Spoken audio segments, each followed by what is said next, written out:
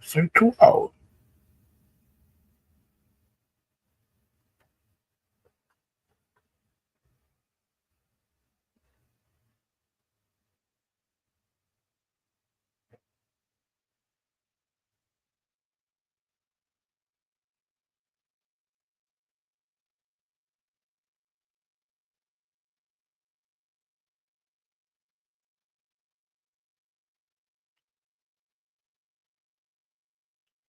All right. Shalom, Yasharala. Give the infinite honors to our Heavenly Father and our great King, Yahweh Bahashim, Yahweh Shai Bahashim, Harakakadash. Double honors to our elder apostles and elder bishops of Great Millstone. And salutation to my fellow laborers in the Mashak Yahweh Shai, pushing this beloved doctrine across the four winds in this final hour. Shalom. All right. This topic is going to be about what the Lord has brought us back from, and that's why we got to be so thankful that He has chosen us and given us truth. Matthew the 3rd chapter, the Lord say, "Blessed are thy eyes, for thou can see." In fact, that's what I'm gonna start off with, because this thing about us is a blessing. We get us some meanings of words. I mean, this is the greatest gift a human being can get. What we have having is truth. Okay. What's going on here? I get to the oh, I gotta go back. Salaki. All right. This is Matthew. This is what he told his disciples. We had opened up their eyes. All right. This is Matthew chapter 13, verse 10.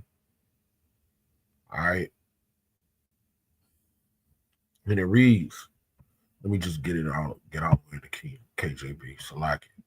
All right. Matthew 13 and 10. And his disciples came to him, came unto him and asked, "Why speakest thou to them in parables?"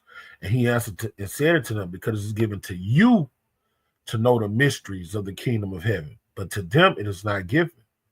For whosoever have it shall be given, and and he shall have more abundance. But whosoever have not, from him shall be taken away, even that he have. Therefore I speak to them in parables, but because they see not, hearing they hear not, and neither do they understand." Okay. But the Lord gave it to his servants. All right. I'm going to skip down to verse 16. "But blessed are your eyes, for they see, and your ears, for they hear." All right. For us to be able to see clearly is the blessing. This is the greatest privilege, the greatest gift an Israelite man in the flesh can have, that the Lord has delivered us from oblivion. I'm gonna go on this word oblivion, all right, which is equivalent to the word hell, what the true meaning of hell is.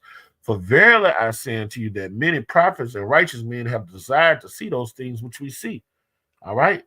This is a beautiful thing, man. This is a great gift that the Lord has bestowed on us, and have not seen them, and to hear those things which ye hear, and have not heard them. Because a lot of the times these prophets just documented what they saw, but they didn't have no understanding on the things that they saw.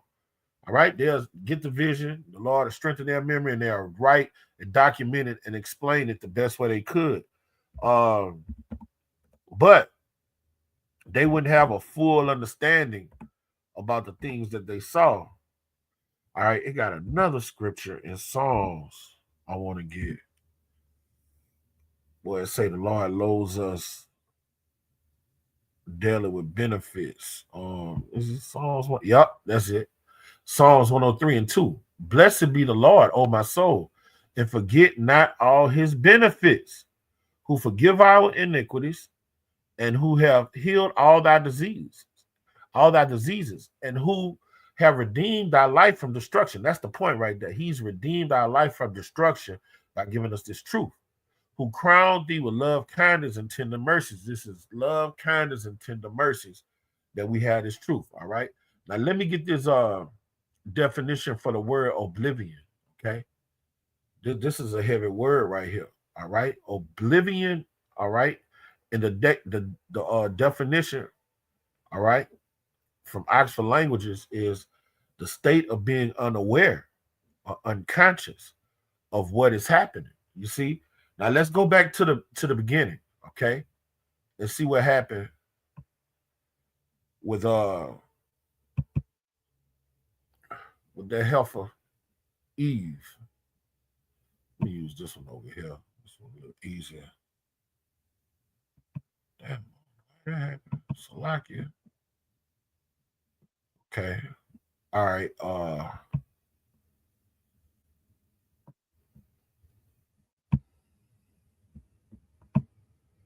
right, this is Genesis.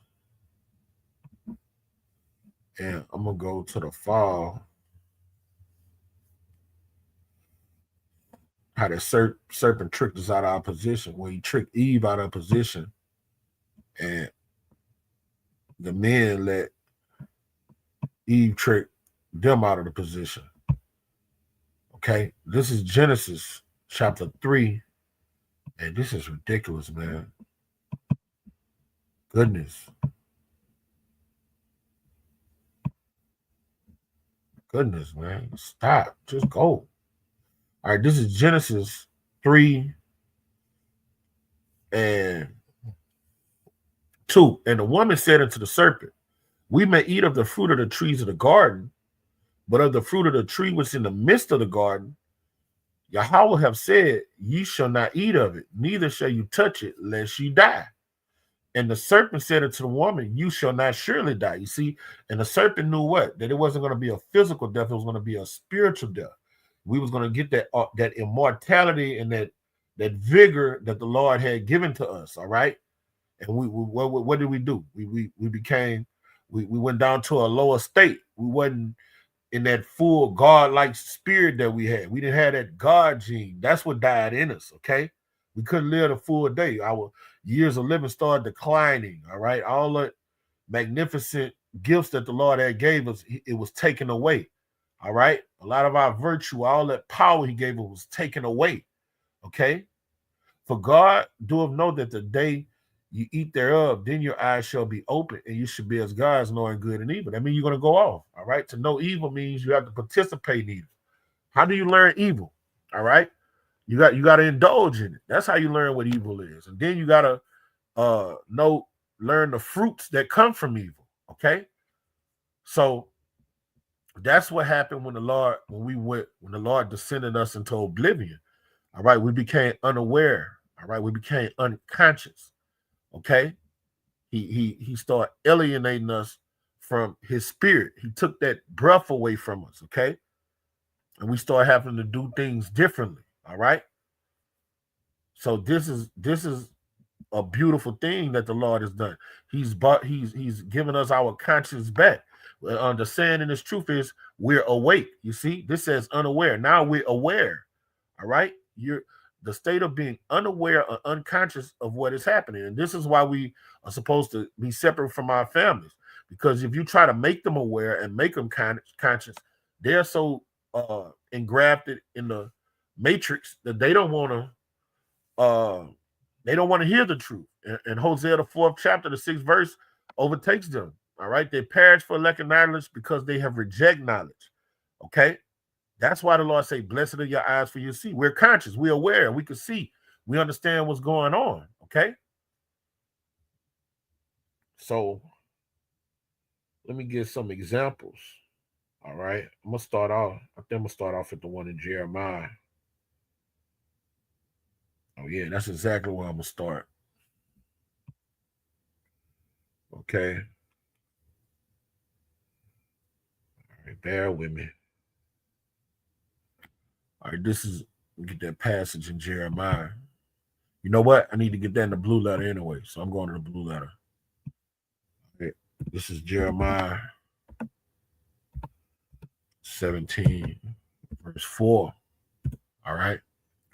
And it reads, and thou, even thyself, shall discontinue from thy inheritance that I gave thee. All right. Now we're going to go on this word discontinue, okay? And I will cause thee to serve thine enemies in the land which thou knowest not. And you have For you have kindled a fire in my anger, which shall burn forever. So the Lord has laid down the framework. So like I said, framework. The Lord has laid down the framework. What happens when he discontinues you from your heritage, when he stops dealing with you. Okay, he tells you what happened. What happens? He say, and I will cause thou to serve thine enemies in the land which thou knowest not. All right, now let me get this word in the Hebrew. Okay,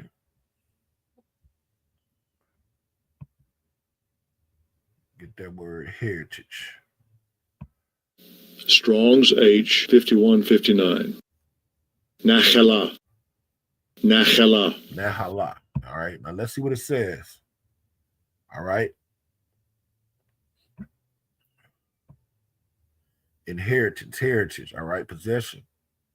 All right. I want to go to that Strong's definition. All right. It says, what the one I wanted? Might be in the lexicon, right? Whoa. Now I'm tripping. I need discontinue, Salakia. About to say it. No, I ain't tripping. I got the wrong word. Okay. I want discontinue. This is what I want. Strong's H 8058. Shamat. All right. Now let's see what discontinue says. Okay. To be thrown down. All right. When the Lord throw you down, he's not dealing with you. All right. When the Lord lays a stumbling block for you, he's not dealing with you. All right. To discontinue. All right. Well, when we were continued, we were one with Yahweh Shema Shai. All right. He gave us his glorious gospel. He blew that breath in us, and we was dealing with them. He was a guard unto us. All right. He gave us all these good things, but when he discontinued us, what did he say? Will you fall in the hands of your enemies? All right. And they are able to overtake you all around about you. All right. And biblical outline usage says to release, to drop, a lease. Okay. All right. Arrest or fall. Okay. And that's what we did. We fell. All right. And we fell from that immortal state. He took that immortal technique away from us. Okay. Which is, he took that breath from us. All right. That breath of life is the knowledge that keeps us alive, that keeps us breathing, that keeps us immortal. Okay. The nation of Israel is immortal amongst no immortals. The sons of God are immortals amongst mortals because of the knowledge that the Lord blew into us. Okay. To be made to fall down, to be thrown down, to cause to let drop. Okay. So, and the way the Lord do that, when he discontinue, he take this knowledge. This knowledge is that breath of life. Okay. And it reads, to fling down, incipiently to jostle, figuratively to let alone. All right. When the Lord leaves you alone, he's not dealing with you. You turn into a reprobate. You're no different than a beast. You're no different than a heathen. Okay. Desist, remit. All right. Overthrow, release, shake, stumble, throw down. Okay. Let me go to Strong's. Let me see. Was it something I wanted to get there? All right, that's it. Okay. So when the Lord discontinues and throws you away, what happens to you? All right. You become no different than a brute beast. All right. You're an animal. Okay. And let me read it again. And this is what the Lord say happens to you, what your enemies do. What happened to the other app I had up? All right, here we go. I don't know why it's doing that. All right. We go back to Jeremiah 17. I'm tripping. I'm already there. Tripping today. Okay. Bear with me.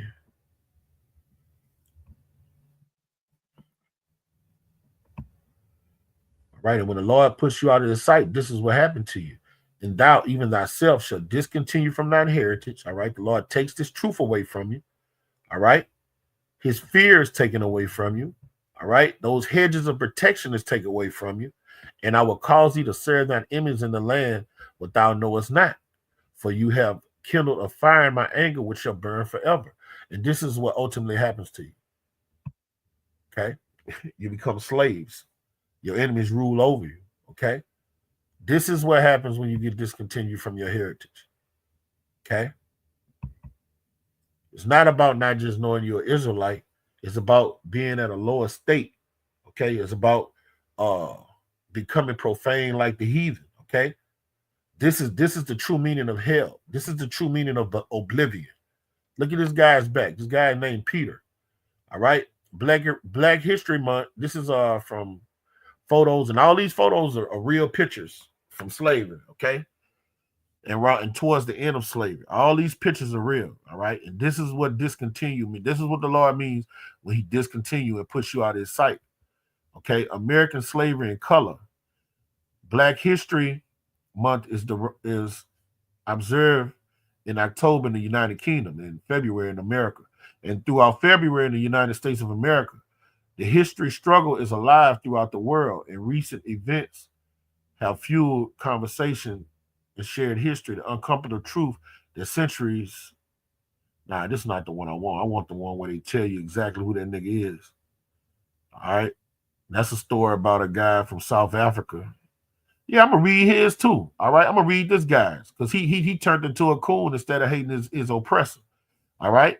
Omar Ibn said was born in 1770 in what is now Senegal in West Africa. He was a well-educated man who received a formal Islamic education and spent 25 years of his life with prominent Muslim scholars in Africa. All right. And that's why we were in captivity. All right. This shows you he was discontinued from the laws, statutes, and commandments and the ways of Abraham, Isaac, and Jacob. And what? What was he doing? He was under the heathenistic ways of Ishmael. All right. He was in that Islam madness. That's why the Lord took us off the western golden coast of Africa and let these heathens have their way with us in America because we were going off. All right. As you can see, he could read, write, knew arithmetic, but he didn't have that breath. All right. When you don't have that breath, your enemies can do you whatever they want, and the Lord is not going to defend you. Learning subjects ranging from arithmetic to theology. In 1807, Said was enslaved and transported to South Carolina in the United States, where he remained a slave until his death, age 94 in 1864. He was also known as Uncle Moro, Uncle Moraine, and Prince Amaro. All right. When Said first arrived in South Carolina, he was purchased by a young upcountry planter who treated him harshly. Said described him as a small, weak, and wicked man who feared not God at all. He ran away to North Carolina, where he was arrested and put into jail as a runaway slave. Okay.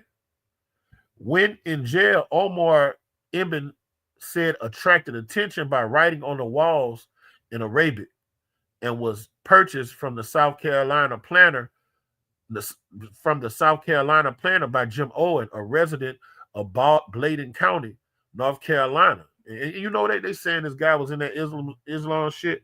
Man, a lot of them dudes spoke Hebrew. All right.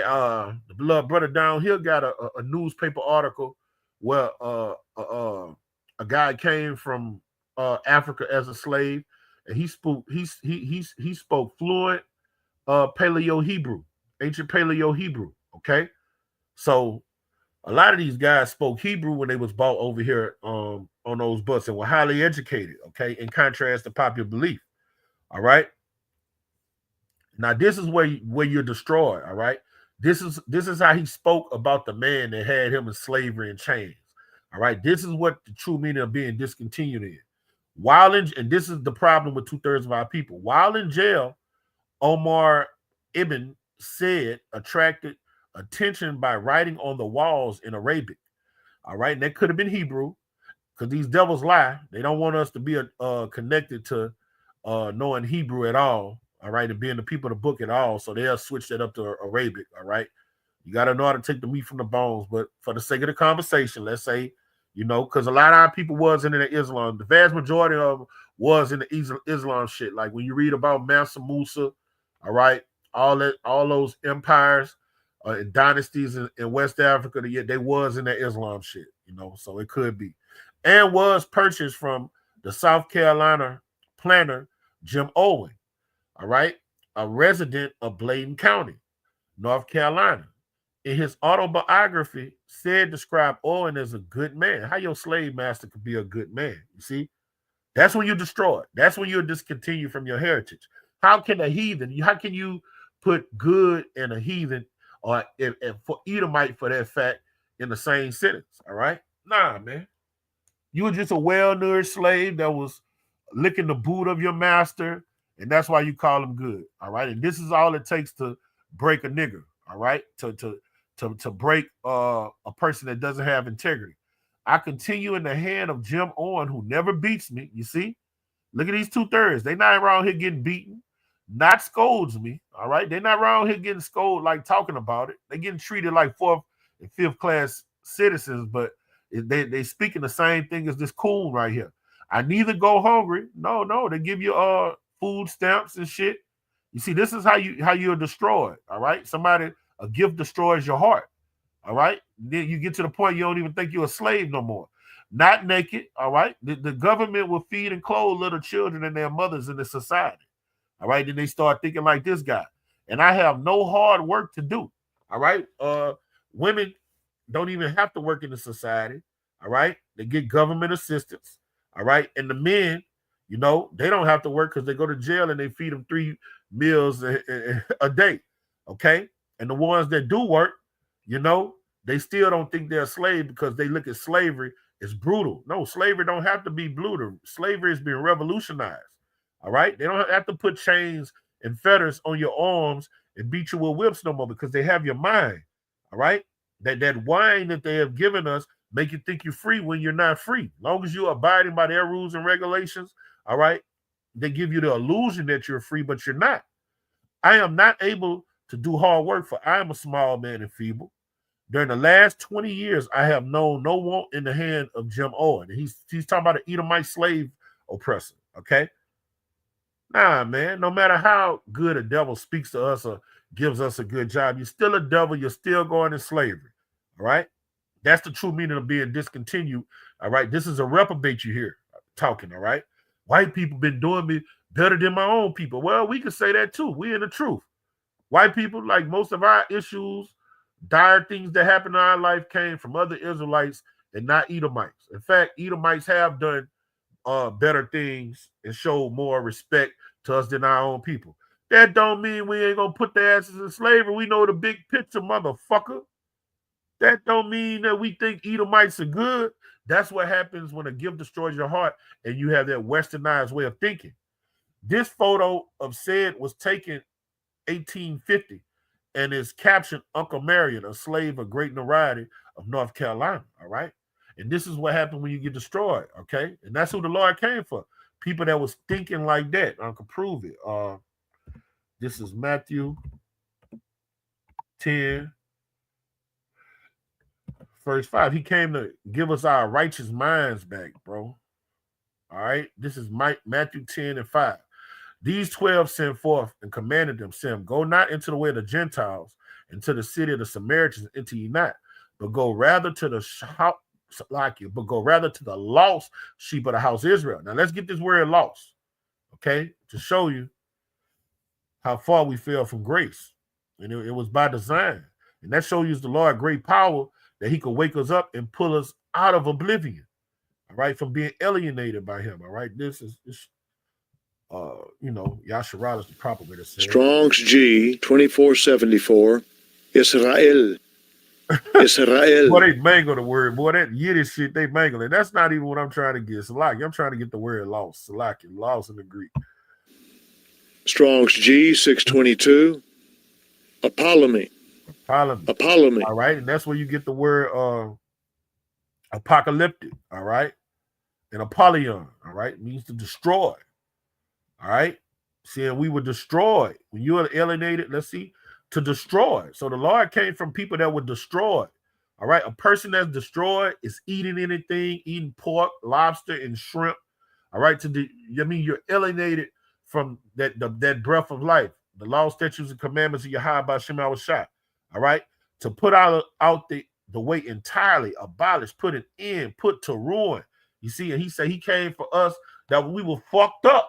Especially the Israelite foreigners, All right, those Gentiles and the ones that was part of the circumcision was fucked up because they was wicked as all hell, man. Okay, so we all was in that downtrodden lower state, which is the proper definition for hell, man. All right, this is hell. Let me get another story. Okay, these are destroyed fucking slaves, man. These people are destroyed. We're destroyed. Okay. This photo, these are real photos, all right? They didn't put color in them with the technology. Okay. This photo shows sweet potato planting on John Hopkins Plantation at Isto Island, South Carolina. It was taken on April 8th, 1862 by Henry P. Moore, a native of New Hampshire who traveled to South Carolina to document the Civil War. Early in the war, Union gunboats bombarded the sea islands of the coast of South Carolina, and Confederate planters left hastily, ordering their field hands and house servants to accompany them. Most ignored their farmers and masters and remained. The Union government eventually appointed Northern anti-slavery reformers to manage the lands abandoned by the planters and to oversee the labor of ex-slaves. These reforms wanted to demonstrate that the superiority of free labor over slave labor in the cultivation of cotton. Most freed people, however, did not want to grow cotton or produce for the market, preferring instead to grow corn, potatoes, and other subsistent crops. All right, you see, and they still wanted to. This is why they didn't have to put the shackles on them no more. All right, like El Apostle Tahar taught us that declaration, the Emancipation Proclamation that Abraham Lincoln signed in the legislation was just a transfer of wealth, just going from one slave master to another slave master, going from a plantation slave master into an industrial slave master that would pay you pennies on a dollar for working. All right, so you could build up the industrial America. Okay. So these people, they had been in slavery so long on a plantation, they didn't want to just take down all Edomites. They was like, oh no, let's go up north and work for Massa and let's make some ourselves. They were destroyed. We want this kingdom taken down. If they was in their right mind, they'll be calling out to Yahweh Shem Awashai to destroy this place and deliver us out of this place and put us back in a state we were in Eden. That's what happens when you're destroyed, man. Guess what? When they got from under them slave plantation, they still was eating pork. All right. They still was then they start what? Adopting those idolatry holidays. All right. They still was doing the things that the oppressor taught them, man. All right. That's why this thing of ours is just so beautiful, because this warfare ours is a mental warfare. Though they took the shackles out of them, they were destroyed. They still were destroyed. All right. They still was destroyed. All right. And that's what they were. That's why the Lord said, I came for the lost sheep, those that were destroyed. And what it means to be destroyed, alienated from this truth, man. Okay? That's what it truly means. We were alienated from this truth. Let me get this precept.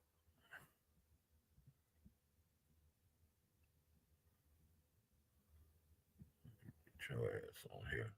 All right. This is I don't know why it's not all on the same. I don't even feel like dealing with it. All right, this is Jeremiah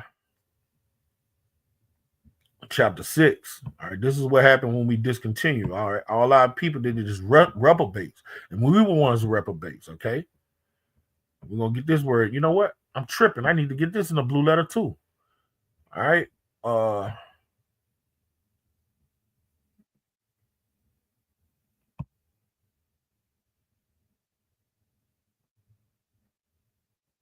Bear with me. I'm having technical difficulties today. All right, this is Jeremiah chapter 6, verse 30. Okay, and that's why it's a terrible thing to piss the Lord off. All right, I'm gonna read a little higher. All right. They are all grievous revolters, and this is the Lord taught. This is why we're put in slavery and put in the hands of our enemies. The Lord called us grievous revolters. All right, and you got to understand, the Lord likens us to a tender, delicate woman. So a grievous act is for any woman to commit adultery on her husband. So that's why the Lord called us grievous revolters. Right? Just think about you got a wife and you walk in the house from work, a hard day's work, and you see her blowing another man's ride. That's a grievous act. All right. And that's how the Lord looked at us. And that's why he let those heathens do us so bad. All right. And to show you the Lord is more merciful than humans, because your average man walk in and see his wife having sex, it's off with their head. That bitch is dead and he's dead. That's how your average man think. We ain't talking about just Israelite men. That's how all men, even heathens think that way. So that lets you know the Lord ain't just destroy us utterly, you know. He could have destroyed us utterly, because if the power was in a man's hand and catch his wife cheating, you want to chop her head off, man. You don't want to show that bitch no mercy. So the Lord is so that his mercy endure forever. All right. And he told us, you are grievous revolters, walking with slanders. They are brass and iron. They are all corrupters. Okay. And that's why that's why he discontinued us from our heritage. All right. And called us lost, because we were destroyed. The bellows are burnt, lead is consumed in the fire. All right. And you got to understand that a bellow is when they made the fires in the ancient world, all right, they'll put the silver in there and they'll burn a bellow that those things that you push together go douche, douche. You see them with the old ancient iron workers in the ancient world, all right. They will burn whatever they're doing to get that lead and the impurities out of it, okay. But when they say the lead is consumed in the fire, all right, that means the sin ain't going nowhere, the lead ain't going nowhere. It's in that motherfucker. That's what the Lord is calling us. He is like, you can't even get the impurities out of these niggas, okay? The founder melted in vain. You see, the Lord was burning this. The author is giving you a beautiful what the so-called white man call that shit when you breaking something down. This is really art. This is really fire bars, fire metaphors. All right. The Lord is likening the way you burn the impurities out of gold and fire and gold and silver. And he's saying, look, you can't get the impurities out of it. Poetic. That's what it is. That's the word I was looking for. This is very poetic. All right. The founder melted in vain. So you burning all those precious metals in vain because it's just full of sin. It's just full of fucking lead. Okay. For the wicked are not plucked away. The lead won't come out of the impurities, won't come out of the fucking silver. All right. And rebel-based silver men shall call them. Even if you bring it out the fire, they off. That's 2/3 of our people. There's nothing you can do to them. That's why the book of 2nd Ezra, the 9th chapter, say they was born in vain, because the Lord have rejected them. All right. Now let's get this word reprobate. Okay. It goes into the same definition as that word oblivion. Okay. Oblivion is like a heavy word, man. You just think when we heard oblivion growing up, you just think somebody's getting blown them smithereens, and it really has nothing to do with that. Strong's H3988. My ass. That's the Hebrew way of saying reprobate. Okay. And it says to despise, refuse. When the Lord refuses you, he don't let you get this knowledge. All right. What did it say? 2 Corinthians 4:3. If our gospel be hid, is hid to them are lost. So it's hid from those men that the Lord has refused and rejected. Okay. To despise, refuse. All right. To be rejected. All right. So then you go back to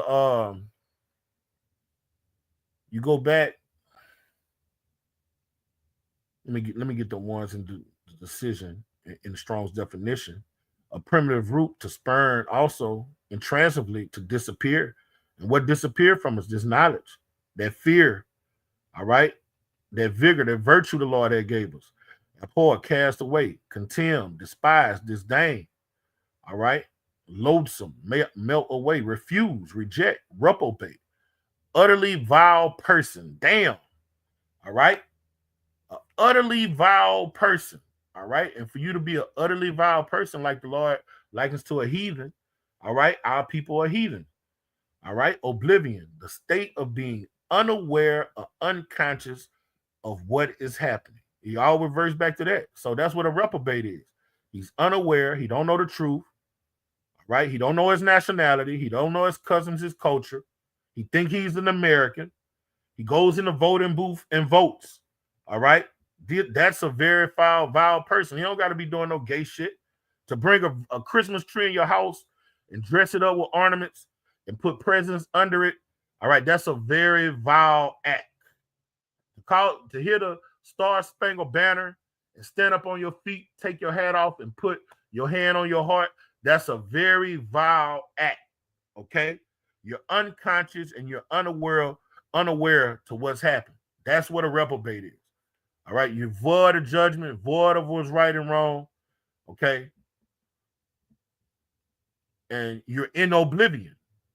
Because before I went into the word oblivion, I just, you look at the movies and it was like, this guy's blown to oblivion. You're thinking it's an explosion or something, but it's really a mental definition. I'm thinking it's like, oh, he's sent him to oblivion. Bloom. That's how the movies was. But I'm like, it's a state of being, it's consciousness. All right. It's a mindset. All right. It truly means to be alienated from Yahweh Bashem Yahweh Shai. That's what it truly means. Okay. Okay. This is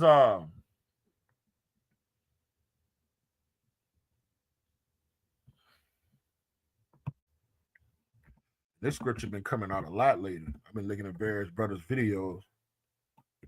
This precept here been coming out a very lot. Okay. All right. This is 2 Corinthians 13 and 5. Examine yourselves, whether you be in the faith. Prove your own selves. Know your own selves, how Yahweh Shai is in you, except you be reprobates. Okay. Now let's get the word reprobate in the Greek. Okay. Now that's Paul writing to the Corinthians. All right. Now I was looking at a secular depiction of Paul's voyage. Esau was narrating it. And Paul spent, out of all those churches he rose up, he spent the most time in Corinthia than any of them. He stayed in, I think it was his second voyage to Corinth. He stayed there a year. He was fucked up in Corinth. Because when he left Jerusalem and left the second time, he went everywhere. He started a church. And when he went to Corinthia, he had to stay there a while to get their asses in line. All right. They was wilding in Corinth, man. All right. This is reprobate in the Greek. Strong's G96, adokimos. Adokimos. Okay. All right. And it means castaway, rejected, not standing the test, not approved, properly used of metals and coins. Okay. Because he still had the impurities in them. Okay. Like Roman used to have them silver coins, but it's not approved if you still got impurities in them. That which does not prove itself as it ought, unfit, unproved, spurious, reprobate. I hate when you get a word and they use the word to define it. That's just stupid. All right. Unapproved, rejected by implication. And if you're not unapproved by Yahweh Bashem Yahweh Shai, you're in oblivion. You're still in oblivion. Okay. 2/3 of our people are blasted to oblivion and ain't coming out. Worthless. All right. Literally or morally. Castaway, rejected, reprobate. Okay. And that's what it means to be in oblivion. You're a fucking reprobate, man. All right. The Lord ain't let you get this truth. He laid a stumbling block before you, and you can't get this truth. So with us knowing that we have ears to see, hear, and eyes to see, man, we ought to be jubilant. We ought to be thankful. Okay. In fact, I got that in Job. Job give you a beautiful depiction about what's being a fucking reprobate is. Get on this other one. I don't know why the fuck is doing this. Bear with me. All right. Fix this for the next thing. I can't be doing this over and over. All right. This is the book of Job.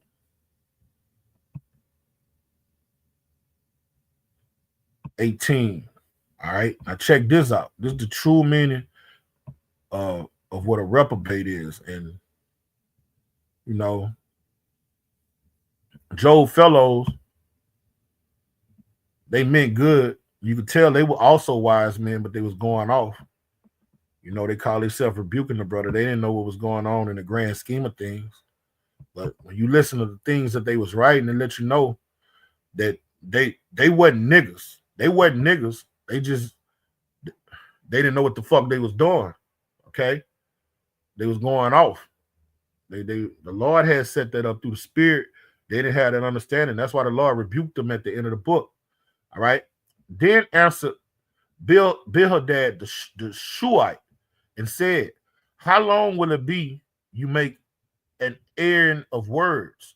Mark, and afterwards we will speak. Wherefore are we counted as beasts and reputed vile in your sight?" You see, and that's what happened when you are alienated from your Habba Shemal Shah, when you're discontinued from your heritage. That's what the fuck you are. All right, you're a beast. You eat anything, you say anything, you do anything. If you're a proud American, you're a fucking beast. All right, you're reputed vile in the sight of Yahweh Shemal Shah.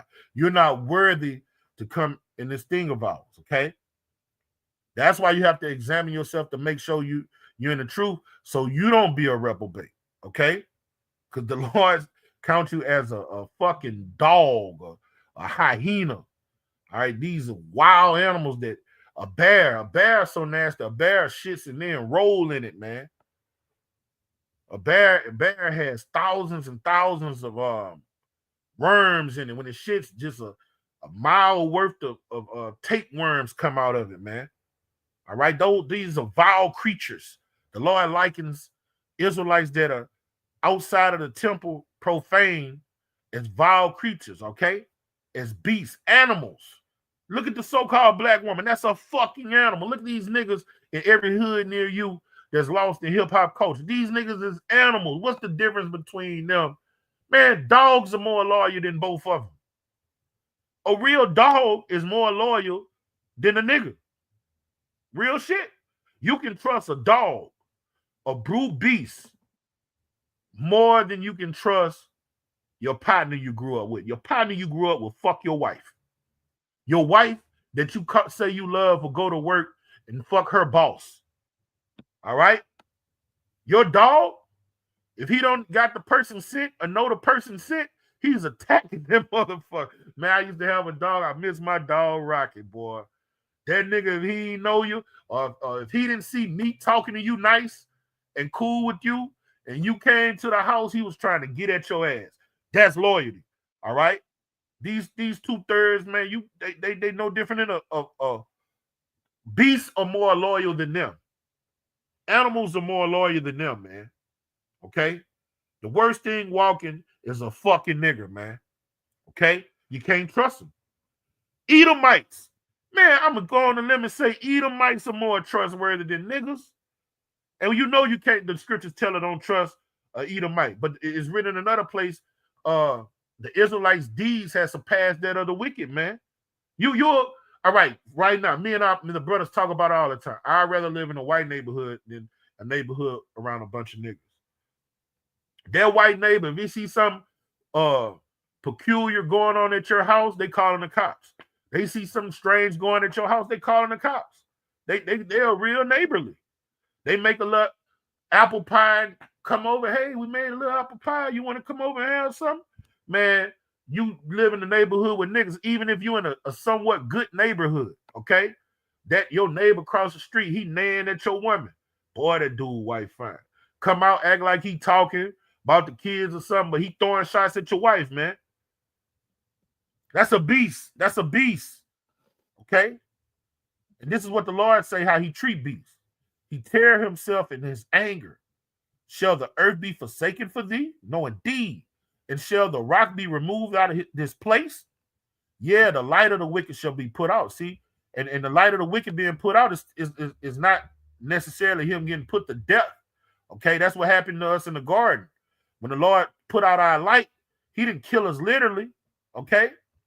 But he took his hedge around us, all right? He took that immortal technique he gave us away from us, okay? And the heathens started being able to subdue us, manipulate us, and have their way with us, okay?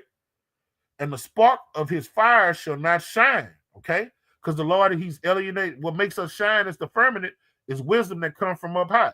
That mental excellency that comes from Yahweh Shem Shai. Is written in another place, anything good comes from above. All right, so that Holy Spirit, where does it descend from? Above. That's what makes us shine. Okay, the Lord takes all that away. That's what happens when you get discontinued. You're in oblivion. You're alienated from Yahweh Shem Shai. You're unaware. You're dead. You don't know what the fuck is going on. All right, you're living in a time of World War III, and all you want to do is party and bullshit. The light shall be dark in his tabernacle. You see, you go to a 2/3 house, it's off. You don't see a house with the peace and love of Yahweh Shem Shai in there. All right, you don't see going there, like when I go to a brother's house, let's say I pop up at a brother's house, he looking at videos, you know, smell like the temple in that motherfucker, frankincense and myrrh and sage burning. You know, we go there, we'll drink some shakar and stuff, but the conversation always end up spiritual. Even if we talking about sports or filing, it go back to a spiritual conversation about prophecy. Okay, but you go to a wicked person house, anything goes in there. You're in a house of a rude beast.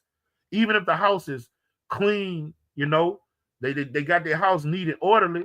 All right, all manner of witchcraft goes on in their house because they're alienated from Yahweh Shem Shai. They commit adultery in their house. All right, they eat anything in their house. You have foul spirits all in their house, vomit on the tables, metaphorically speaking, okay? Because the Lord has alienated them away from him, okay? The light shall be dark in his tabernacle, which means house, and his candle shall put out with him. The step of his strength shall be straightened, okay? And his own counsel shall cast him down, all right? And those straits we're in is the heathens ruling over us, man, okay? For he is casting a net by his own feet. A net represents a trap, okay? And he walketh upon a snare. When you're alienated from your Yahweh Shem Shai, the heathens get to have their way with you. All right? Every Israelite is under the servitude of the so-called white man. It could be the British, it could be the French, it could be the Americans. All right? These devils have put their flags everywhere, okay? The jinn shall take him by the heel. And a jinn is another word for a trap. I think a jinn we use to trap birds. You know what? I don't want to vain jangle. We got to know everything. A jinn, I think, is used to trap birds. Bear with me.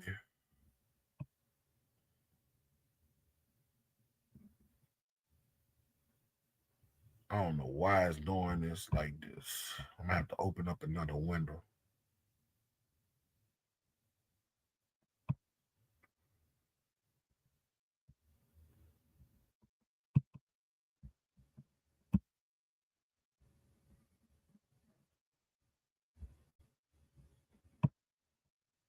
All right, here we go. That's where I want to be at. Okay.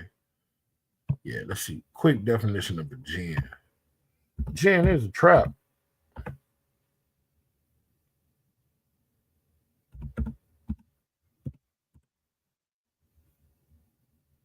Yeah, a jinn trap is a mechanical device designed to catch an animal by the leg or head using spring-operated steel jaws. All right. So it's not technically for a bird, but I knew it was a trap. I thought it was used for birds though, but exclusively for birds. But yeah, okay. All right, it's a trap. Most definitely a trap. Okay. All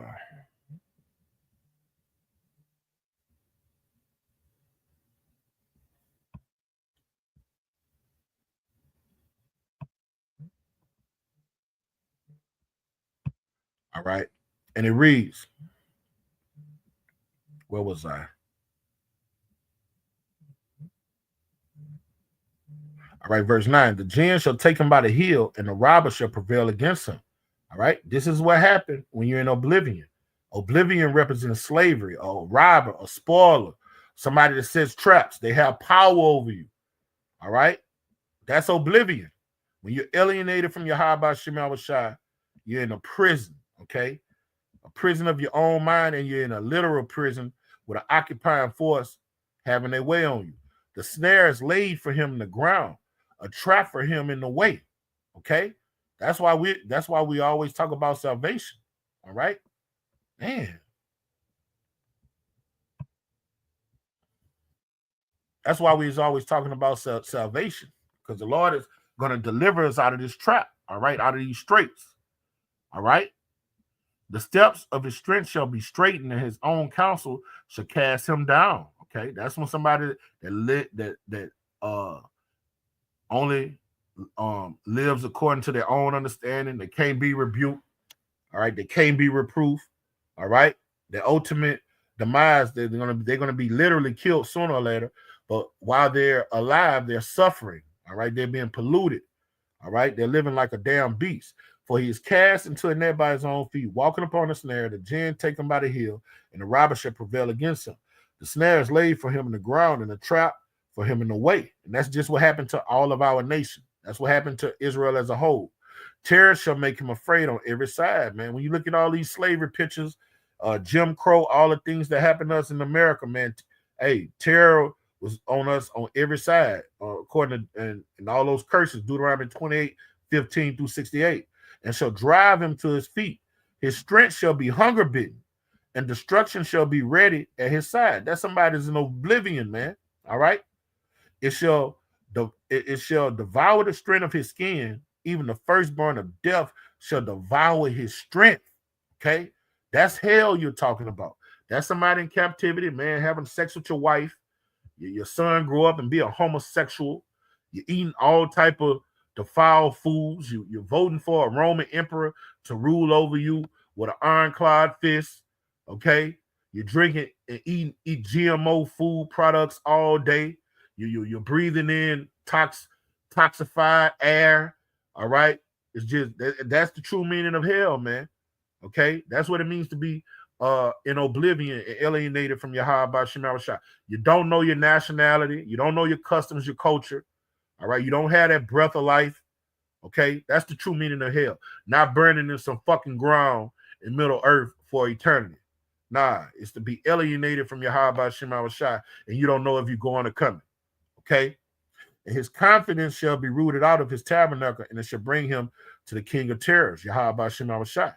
And then by the time the Lord let that judgment kill your ass, then you back up in the spirit realm. You ain't feeling no more pain, but you like, damn, I fucked up when I was on the earth. Okay, now your righteous mind is restored to you. All our family members and people we know that have passed. All right, they up there in the heavens saying, damn, we fucked up when we was on the earth. All right, they know that they Israelites. They know what they were created for. All right, but not to get away from the subject matter, that word oblivion, when I looked at it earlier, I was like, well, damn, that's the true meaning of hell. The state of being unaware. And what we call this truth, when you're talking to somebody in the truth, you be like, you're awake. We're awake. We woke. Okay? The state of being unaware or unconscious of what is happening. That's the true meaning of fucking hell. Welcome to hell, brother. To be not in this being this truth, you in hell. Okay?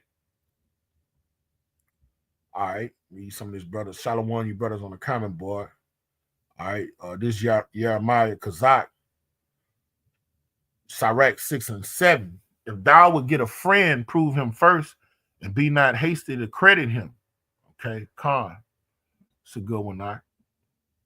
Jeremiah 5 and 28. Yes, they are waxing fat. They shine. Yeah, they overpass the deeds of the wicked. Yeah, man. A nigga is worse than an animal, brother.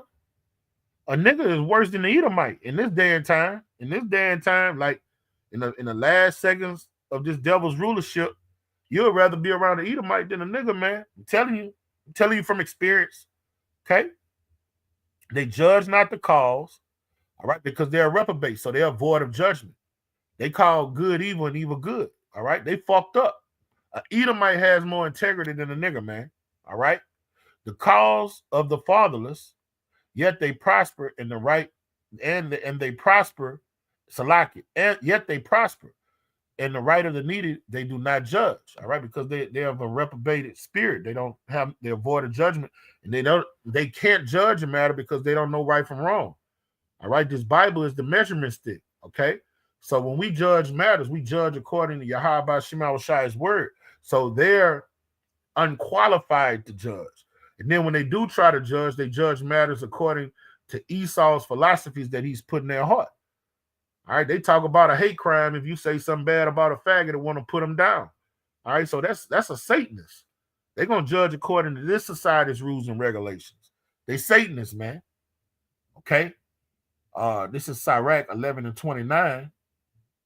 Bring not every man into thine house, for the deceitful man has many trains. That's why the Lord say, don't be unequally yoked with a don't be unequally yoked with unbelievers, man. So if a brother don't share this doctrine, I was looking at Elder Apostle video he did about Nate changing the 12 tribes sign today, and he say now that nigga the Pegasaurus Rex, the Pegasaurus Rex throwing shots at Tazariak, and Elder Apostle said, he was like, man, that's what you get, man. We don't hang with nobody from no other camp that don't share the same doctrine. You say y'all on podcasts together, hanging with each other. Then when shit go bad, you mad at him. You should have never been hanging with him. Like, we only deal with brothers that share this doctrine. That's it, man. If you don't share this doctrine, move the fuck around.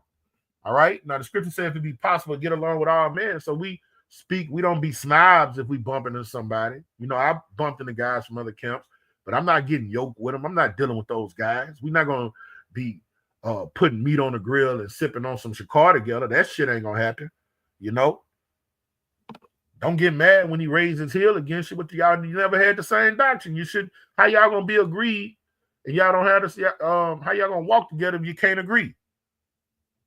All right, Khan, brother. Yeah, Jen, a snare or a trap for gain. That's right, brother. Yeah, and that's what happens when you're alienated from your Yahweh Shema Shai. All these traps that this devil set for you, you fall right into them. And the biggest trap Esau got is his educational system, his philosophy. All right, and it takes our people by the wayside. Okay, but wisdom is a defense, and wisdom means mental excellency, because this war of ours is mental warfare. It's a war for our precious thought process, man, our minds, man. And the Lord say the elect can't be deceived, so you don't be deceived. You have to examine yourself that you're in the faith daily, all right, so you can mortify your members and fortify your members, okay? Because this devil, he about to throw out his most potent wine. He's gonna use his AI, his technology, okay, and he's gonna come down with his sword to make people try to renounce Yahweh Shah. He's gonna come down on us harder than he is the rest of society, because the rest of society is just gonna fall in line anyway. But they're gonna be their whole agenda is to try to make the men of the Lord renounce Yahweh Shah. Like those brothers in the early church that was killed in the circus at the Colosseum. All right, they could have cheated them. All they had to do was renounce Yahweh Shah in the ancient world. Those brothers in the early church, and they rather get burnt at the stake and ate by lions than renounce Yahweh Shah. So they're gonna try to do the same thing to us, get us on national TV, tell us to renounce Yahweh Shah, like that guy from New York. Now, I used to look at that bitch ass nigga when I first came in the truth. Ringo. I used to look at that bitch ass nigga when I first learned I was an Israelite. I think I looked at him before I bumped into the apostles. Yeah, old bitch ass nigga. He renouncing, you know, he never had the total doctrine, but still, you showing he's renouncing the truth so he could get along in Esau's society, man. All right, they're gonna do that to us, brothers. All right, but we're gonna have death hanging over our head. Okay, he doing that, and he don't even have death hanging over his head. We're gonna have do this, renounce Yahweh Shai, or die. Okay, it's an easy decision for a lot of us brothers, you know. Abaratazai the Lord, keep that spirit on us. So with that, I'm gonna get infinite honors to our Heavenly Father and our great King, Yahweh Bashem Yahweh Shai Bashem Harik Karkadash. Double honors to our apostles and our bishops, a great millstone, and salutation to our fellow laborers in the Mashak Yahweh Shai. Kwon Yasharala, Abba Abba, Shalom.